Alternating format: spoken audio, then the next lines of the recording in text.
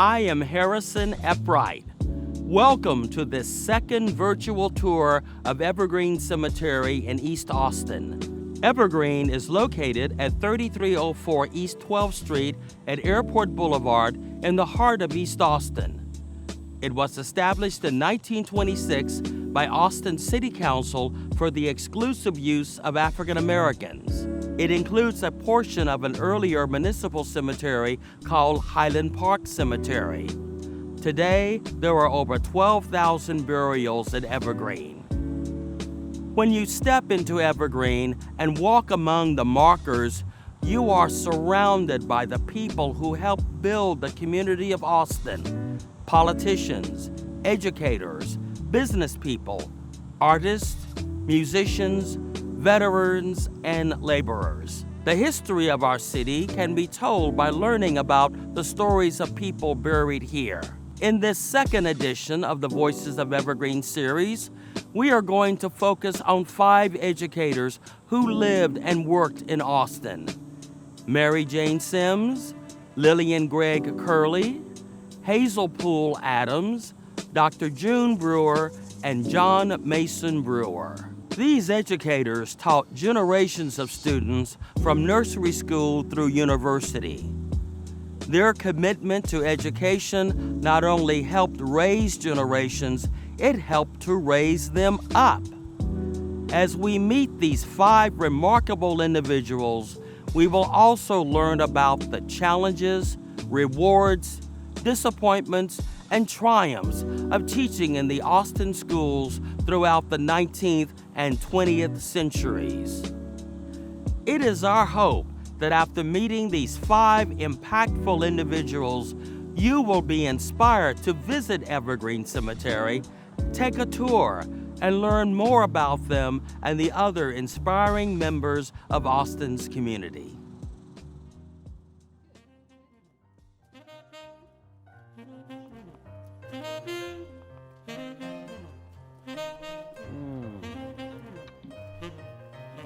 Oh, hello, welcome.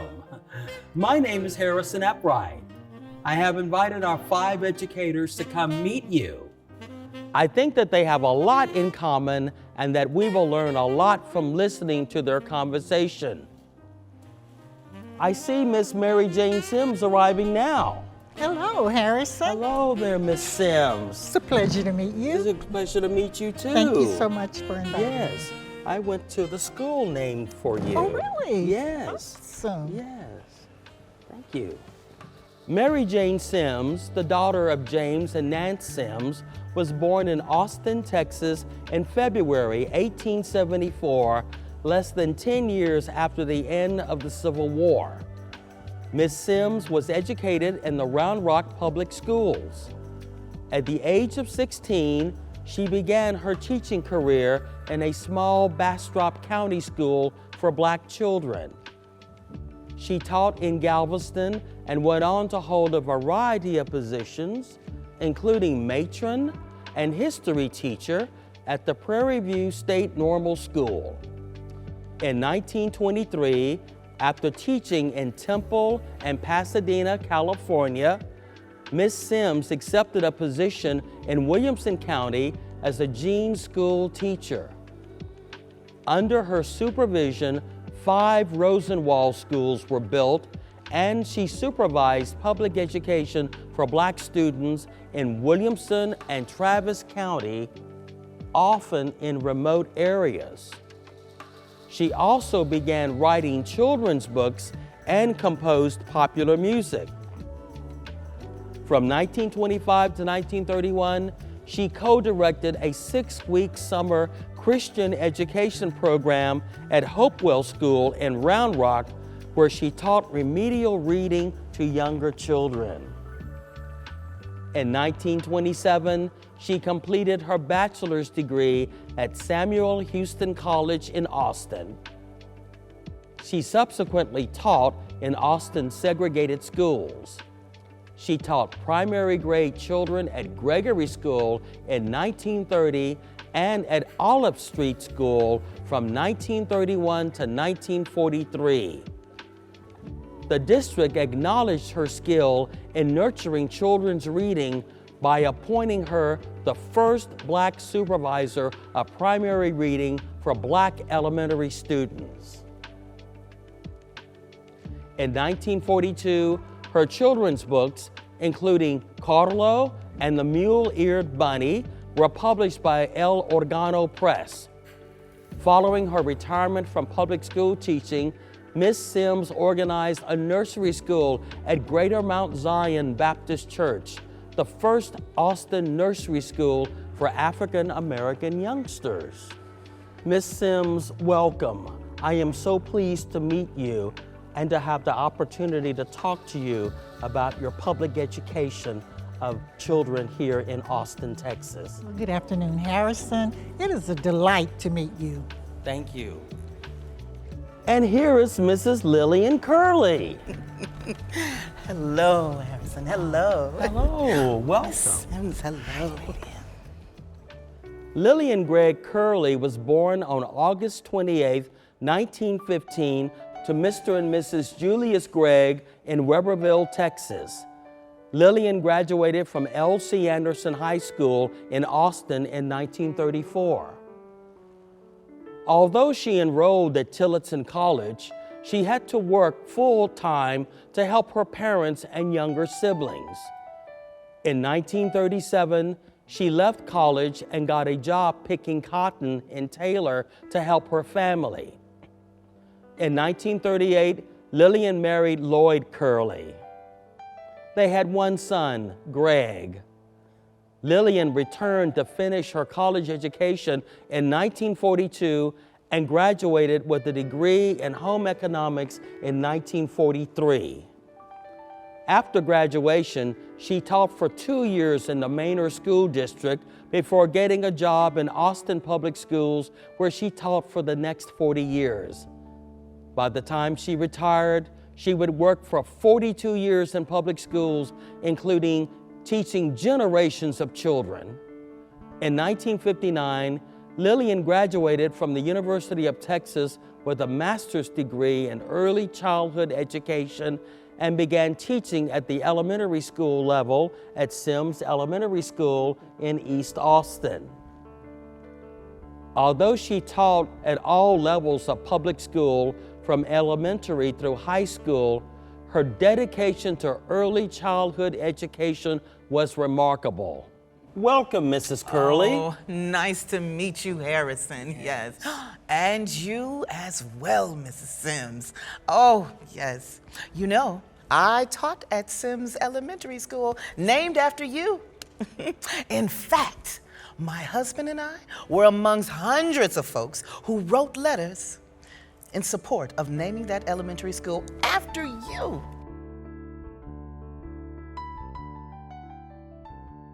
Miss Kerley, it's such a pleasure to meet you, and I thank you for your advocacy. I thank you for continuing the education of our children. It's such an honor to meet you. Oh, honor is all mine. We are also being joined by Hazel Poole Adams. Thank you for inviting me, Harrison. I'm looking forward to our discussion. Pleasure is all mine. Mrs. Adams was also a teacher in the Austin Public Schools, teaching at Elsie Anderson High School and at Austin High School between 1956 and 1978. Hazel Madrie Poole Adams was born in Shreveport, Louisiana. She was the only child of Dr. H.H. Poole and Mrs. Anna Romby Poole. She attended Central High School, where she graduated in 1929. She received a bachelor's degree in education from Wiley College in East Texas. In 1941, Mrs. Adams married her college sweetheart, Mr. Bertrand Burt Adams of Waco, Texas. They had one daughter, Brenda Ann. Mrs. Adams earned a master's in health, physical education, and recreation from Northwestern University in Evanston, Illinois. She taught in the Austin Public Schools from 1956 to 1978. Following her retirement from teaching, she worked for 25 years for UT Austin's Division of Continuing Education, teaching health education from home. She was a dedicated community volunteer, teaching classes at the Rosewood Community Center and volunteering with the Miss East Austin pageant. Oh, thank you, Harrison, for such a kind introduction. The pleasure is all mine. Thank you. We are also being joined today by Dr. June Harden Brewer. Good afternoon, Harrison. It's such a pleasure. Thank you. The pleasure is all mine. Good afternoon, ladies. Nice to meet you. Make yourself comfortable. Thank you. Like Mrs. Curley and Miss Sims, Dr. Brewer attended Austin's segregated public schools, Olive Street Elementary, Keeling Junior High School, and Elsie Anderson High School. Unlike our first three educators, Dr. Brewer taught at the college level her entire career. June Harden Brewer was the only daughter of Charleston Powell Harding and Minnie Elizabeth Ramon Harding, and was born in Austin, Texas on September 5, 1925. Brewer received a BA with honors from Samuel Houston College in 1944 and an MA in English from Howard University in 1946. Afterwards, she taught at Morgan State College and Samuel Houston College. In 1949, she married Bert H. Brewer of Mahia, Texas, and together they raised two sons, Bert and Charles. In 1950, June Brewer was one of the first African American students admitted to the University of Texas at Austin. Immediately following the United States Supreme Court decision in Sweat versus Painter on June 5, 1950, Brewer submitted an application and was enrolled for the second term of the summer semester of 1950. While in graduate studies at UT Austin, she attended the Fulbright seminars in Mexico, studied abroad in the Balkans, and was named a fellow of both the Southern Education Fund and United Negro College Fund. In 1963, Brewer earned her PhD from the University of Texas after completing a dissertation entitled An Ecological Study of the Psychological Environment of a Negro College and the Personality Needs of its Students. June Brewer taught English at Houston-Tillotson College for 35 years. During that time, she served as chair of the English department and was awarded Houston-Tillotson's first endowed professorship, the Carl Downs Professor of Humanities. The bulk of her academic research was focused on Black women writers as well as portrayals of Black women in recent literature. She was awarded a fellowship for the academic year of 1973-1974 from the National Endowment for the Humanities. Upon retirement, Mrs. Brewer was named Professor Emeritus at Houston-Tillotson and continued to be heavily involved in Austin's academic community. It's so wonderful to be here with you all today. You as well. Yes, it is. Our last guest today is John Mason Brewer, renowned folklorist and educator. Thank you, Harrison. It is a pleasure to meet you. Thank you. Thank you for putting all this together. It looks like we're in for some good trouble. You I ready? think we are, yes. Let's How we get doing, down ladies? to it. Hello, Mason. Mr. Brewer was born on March 24, 1896 in Goliad, Texas. His mother, Minnie T. Brewer, was a public school teacher. Because of her influence, 5 of her 6 children, including John, became teachers. Mr. Brewer's father, J.H. Brewer, worked a variety of jobs, including as a barber, drover, grocer, mail carrier, postmaster, and wagoner. His father's colorful telling of Texas stories as a child, as well as the stories told to him by his grandfathers, sparked his interest in African American folklore. Brewer attended public schools in Austin and Fannin and graduated from high school in 1913 at the age of 17.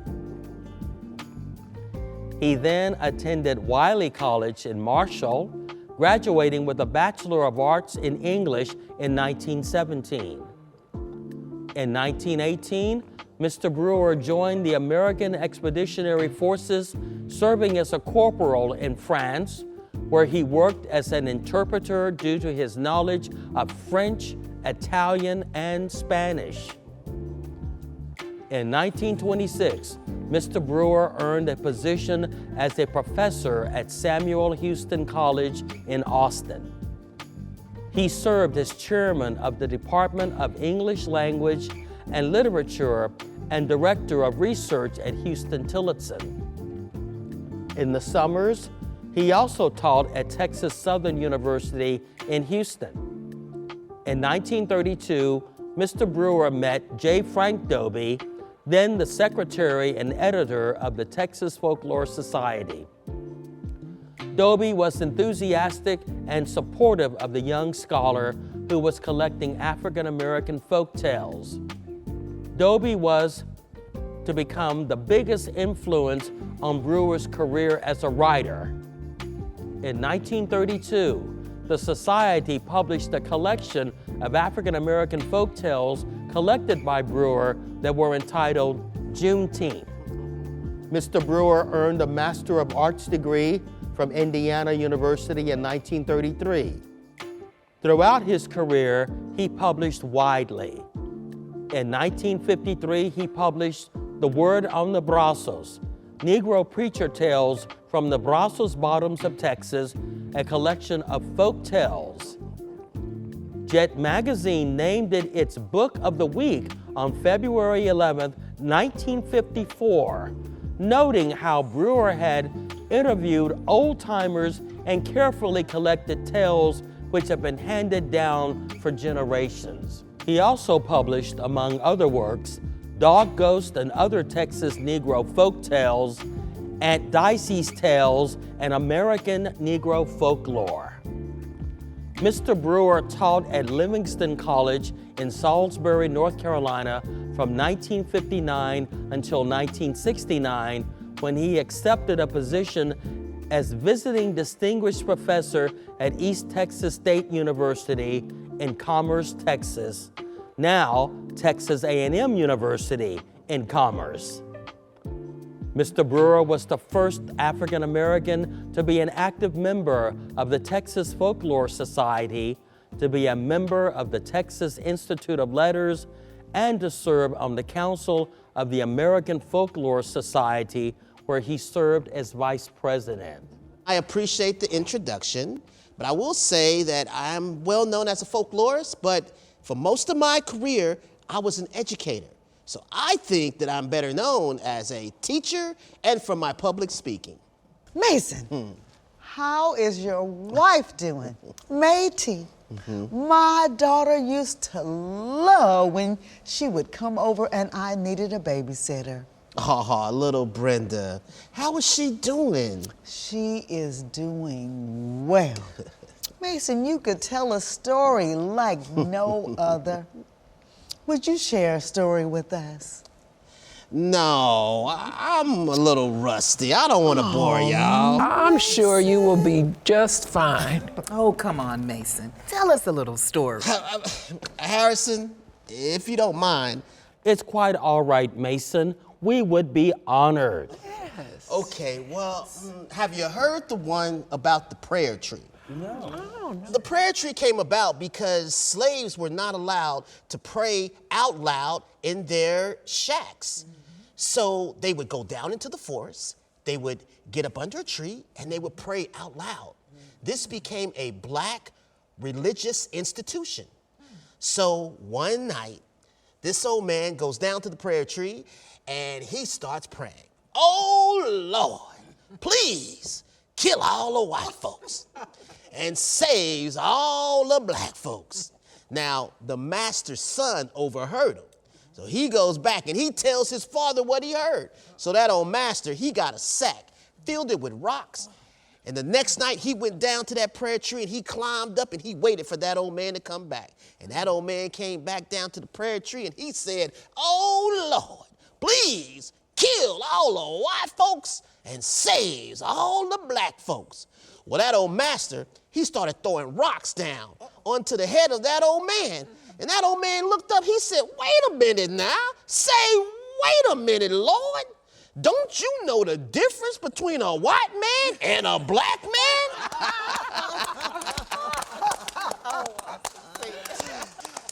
The Prairie Tree. Thank you, Mason. Yes. What a distinguished group we have here today.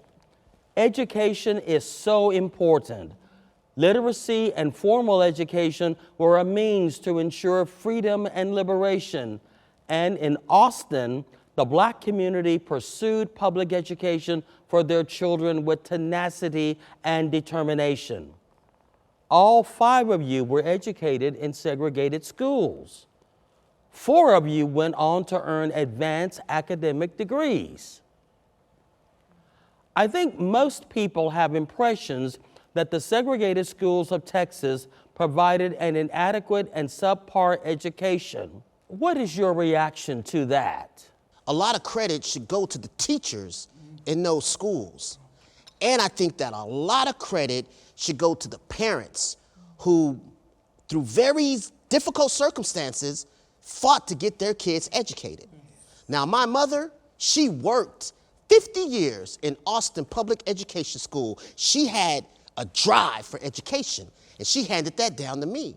She was the first one to give me books on African American history and poetry, like Paul Laurence Dunbar. Wow. It really does take a village. Yes. You know? It took dedicated teachers and committed families. East Austin was a close-knit community. Everybody knew everyone. When I first started teaching, I had a very close relationship with the parents. Students knew that if they got in trouble, I'm going to speak to those parents and there would be consequences. Yes. My family knew that. Yes. Well, I do think that in the early 1900s, there was an emphasis on vocational education for African Americans. Booker T. Washington's program at Tuskegee Institute was well known for teaching vocational skills, and that approach was adopted by a number of philanthropists working to educate African American children. So we had to work with whoever would provide the funds. The Jeans Foundation, also called the Negro Rural School, was started by Anna Jeans. She was a Quaker lady in Philadelphia who wanted to improve the educational opportunities for rural African Americans. Miss Jeans had set up her foundation with the help of Mr. Washington. And the intent was to focus on vocational programs.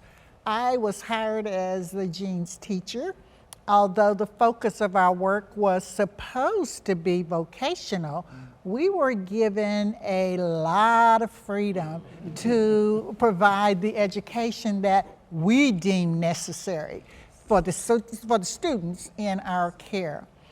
And at the same time, Julius Rosenwald, president of Sears and Roebuck and Company of Chicago, established a fund to support the construction of schools in the southern part of the United States. Between 1920 and 1932, the program donated more than $28 million in 15 states, okay, and resulted in 527 funded buildings on approximately 466 school campuses in Texas. Now, when I worked as a Jeans teacher, there were 9 Rosenwald schools in Travis and Williamson counties. I was supervising the education of the children in these schools throughout rural Travis and Williamson counties.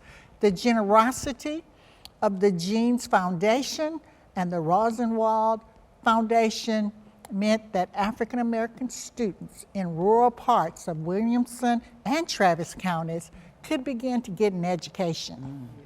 Of course, that changed over time. I could see the changes coming when I retired in 1950. I started teaching at Elsie Anderson High School back in 1956, just a few years after Miss Sims retired.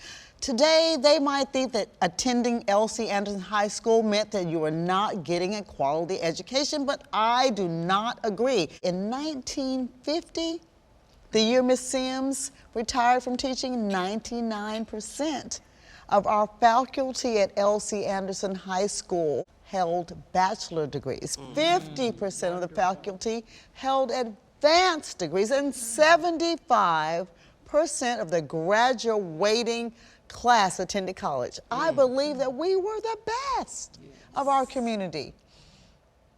And we supported our teachers and our students. We believed that our students were the best, and we expected it. Yes. We demanded that. Yes. Well, that all changed in 1971. Of course, between Brown versus the Board of Education had been decided in 1954, and all the schools were supposed to desegregate. But Austin School Board did not want to desegregate, so it delayed and delayed.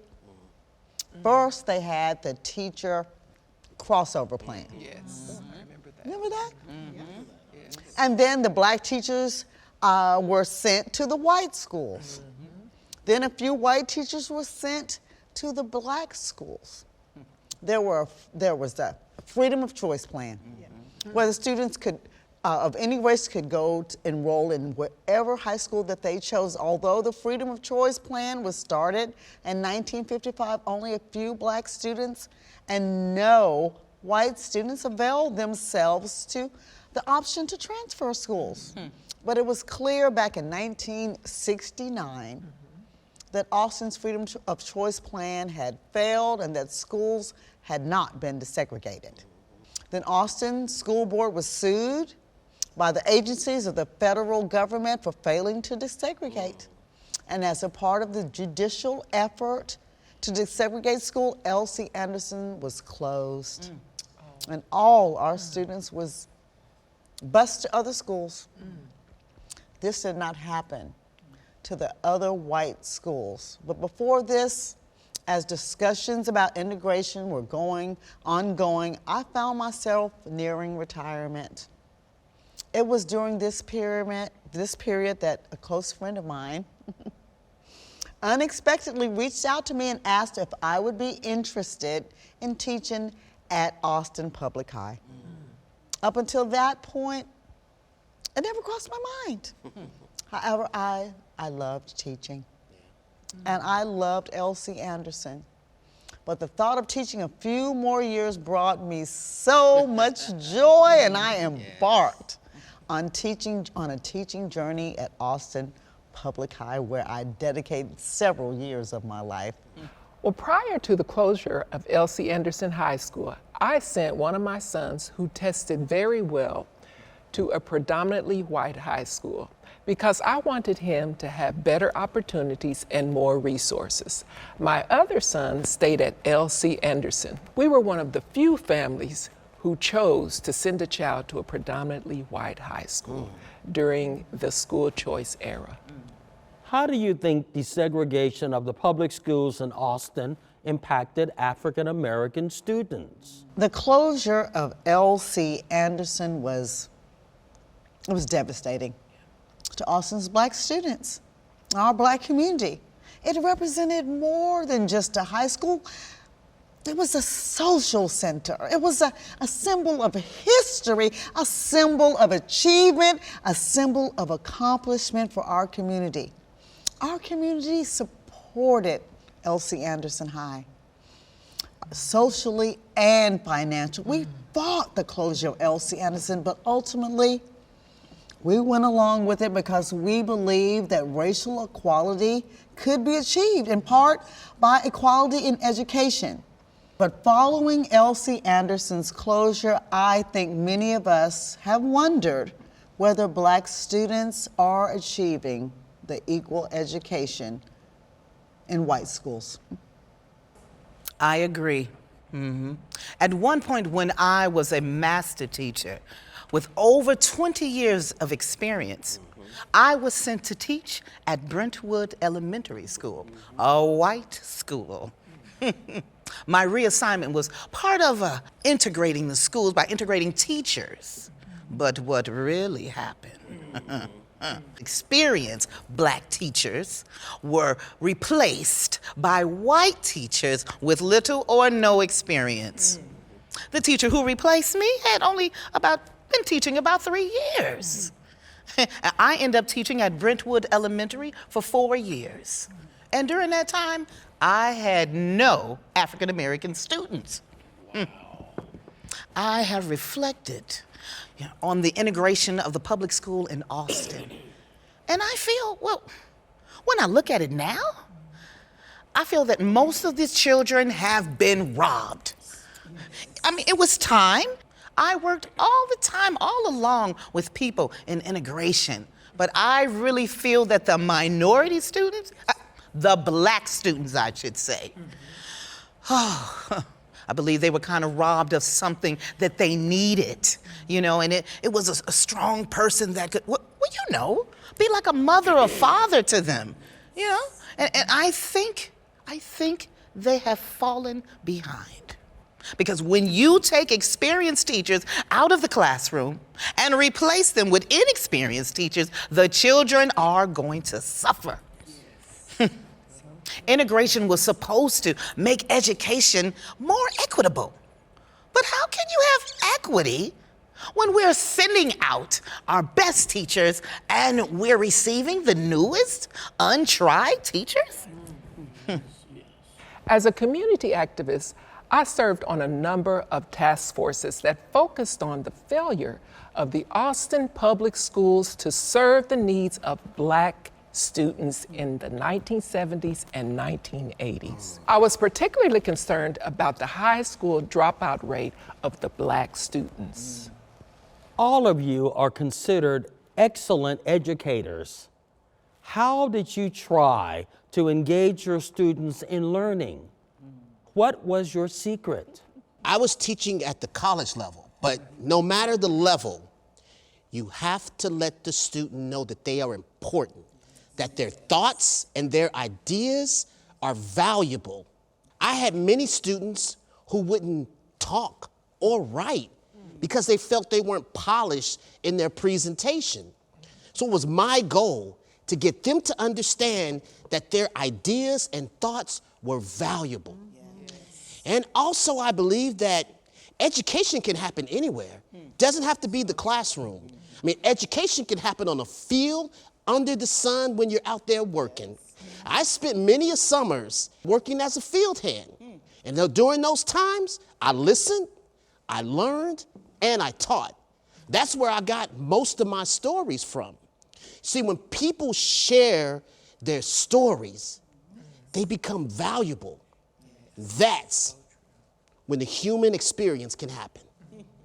I worked with younger children, and you have to work to get them interested in learning. Have you heard about my hamster? Lucy Baines Johnson's White House hamsters had babies. And they decided to give them away to elementary school classes.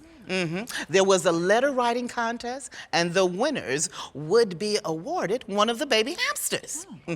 I thought that having a hamster would give my students an opportunity, to learn something hands-on. Yes, hands-on training. So I entered the contest.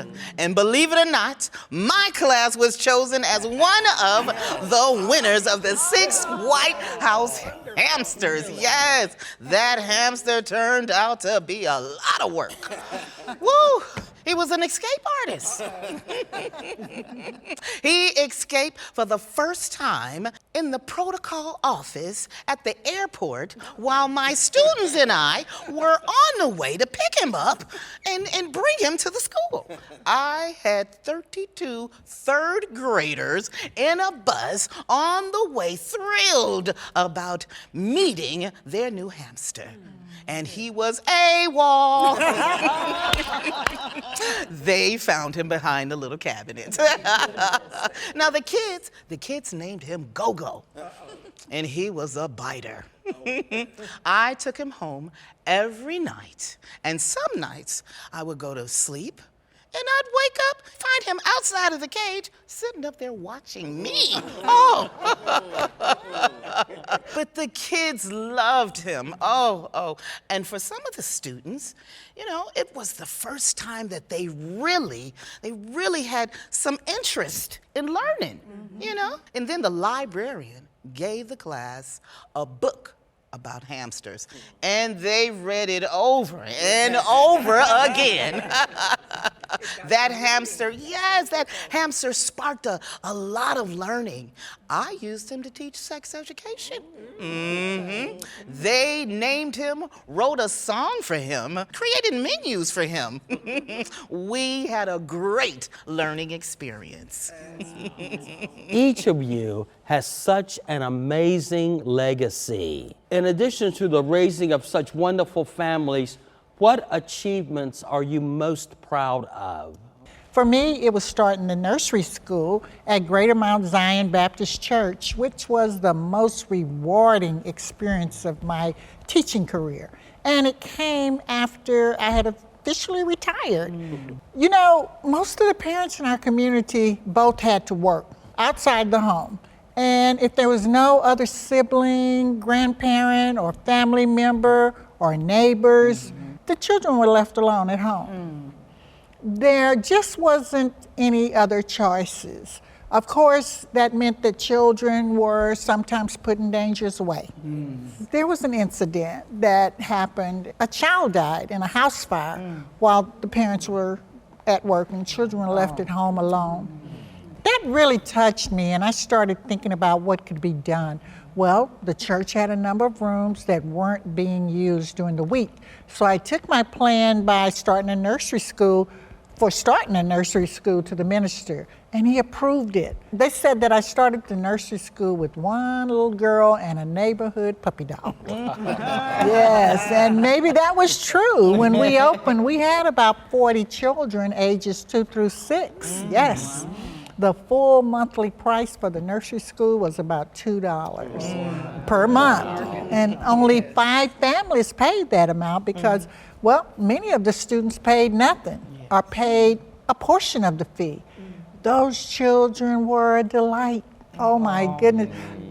They loved coming to school, a place where they not only they felt safe, but they were challenged and they were engaged. It gave them a great start for their education, and that has made me very, very proud. Well, after I retired from teaching, my son and I, we founded the Lloyd C. Kerley and Lillian G. Curley Scholarship. Now, initially, we were able to give out a single $100 per year to a student headbound for college. However, in the mid-1990s, additional contributions came from friends and admirers and allowed us to award numerous scholarships each year. Yes, in 2001, 60 scholarships of $500 each was awarded to college-bound students. Yes. I had 44 years of classroom experience. And then I went on for another 25 years at UT Austin's Department of Continuing Education, teaching health education. I touched so many lives throughout both of my careers. I founded Borders Learning Community. It was an organization that recruited Black male students at Houston Tillotson to become mentors to Black high school students. with the goal of rectifying the racial achievement gap in standardized test scores and college admission rates. It was clear to me that the community needed to help ourselves. For much of my career as a folklorist, the institutions where I taught paid lip service to what I was trying to do. They wanted to ignore the fact that the stories I was collecting existed. I received criticism for writing and recording in a slave dialect.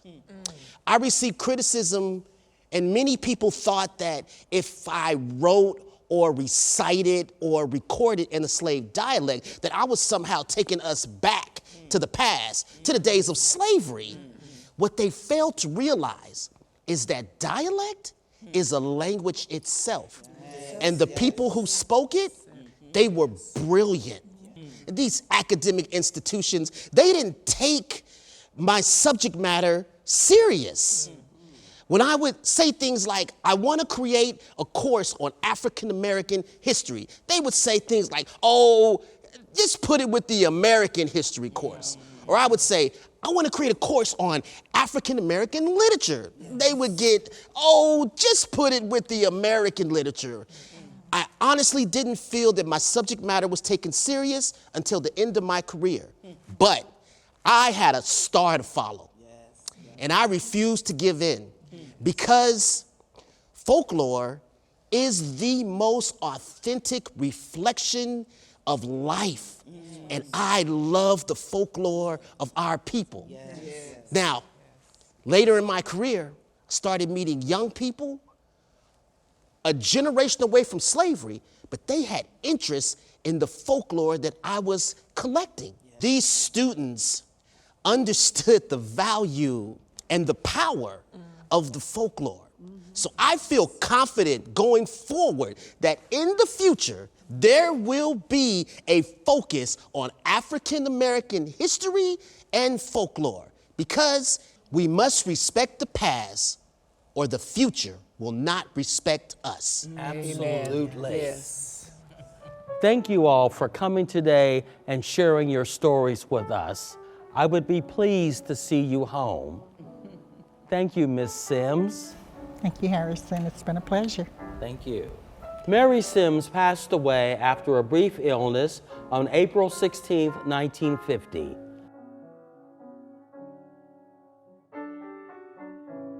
In her honor, the Austin Education Association established the Mary Jane Sims Scholarship for Anderson High School graduates in 1956. When the Austin Independent School District built an elementary school in East Austin, a community campaign persuaded officials to name it for Mary Jane Sims. Her commitment to her community and the children she taught was summed up by the principal of Sims Elementary School, who said, Mary Jane Sims was dedicated to excellence, accepting nothing less than what was best for the children and the community she served. Goodbye, Harrison. Come by and visit us sometimes. Thank you, I sure will. Goodbye, Mrs. Sims. Yes, thank you. Thank you all. Yes. Thank you. Goodbye, Harrison. Yes, certainly. Goodbye, Thank you, everyone. Ms. Curley.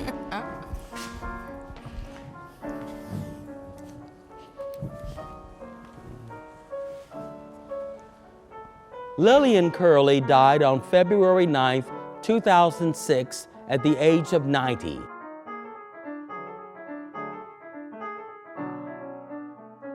She was a life member of the David Chapel Missionary Baptist Church, Zeta Phi Beta Sorority Incorporated, and the NAACP. The Lloyd and Lillian Gregg Curley Scholarship Foundation helped hundreds of students with the cost of higher education. Gregg Curley, Mrs. Curley's son, said, "My mother and father were not only instrumental, but were crucial in their pursuit of higher education.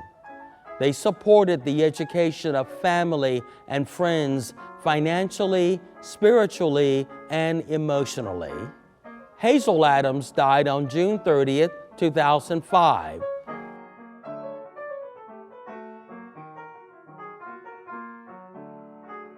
Along with her 44 years in the classroom and her second career at UT, Mrs. Adams was an avid community volunteer, teaching classes at Rosewood Community Center and helping organize the Miss East Austin pageant. Goodbye, Harrison.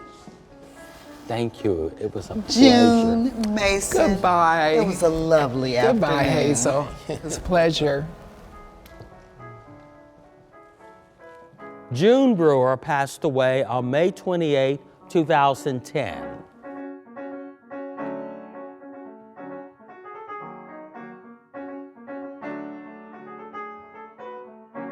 Over the course of her illustrious and groundbreaking career, Brewer received many awards and recognitions, including the National Women of Achievement Connie Yearwood Award, the NACOA Outstanding Educator Award, the YWCA Lifetime Achievement Award in 2009, the Al Edwards Unsung Hero Award, the University of Texas at Austin Community Leadership Award, and the Villagers Living Legend Award.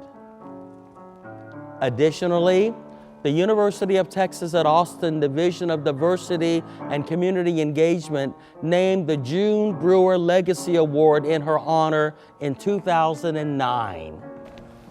Goodbye, Harrison. Please tell folks to come visit. I certainly will. Thank you. And so will I. Bye, Mason. J. Mason Brewer died on January 24, 1975.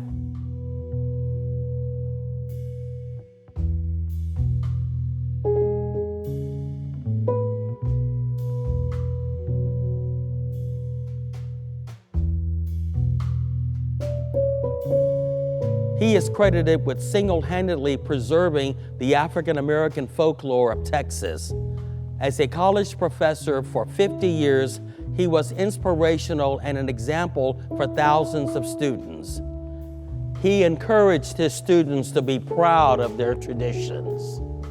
Thank you so much for putting all this together and having me. Yes. Stop on by. Yes, I will. And bring your stories. Yes, I will. I love to listen. I love a good story. So do I.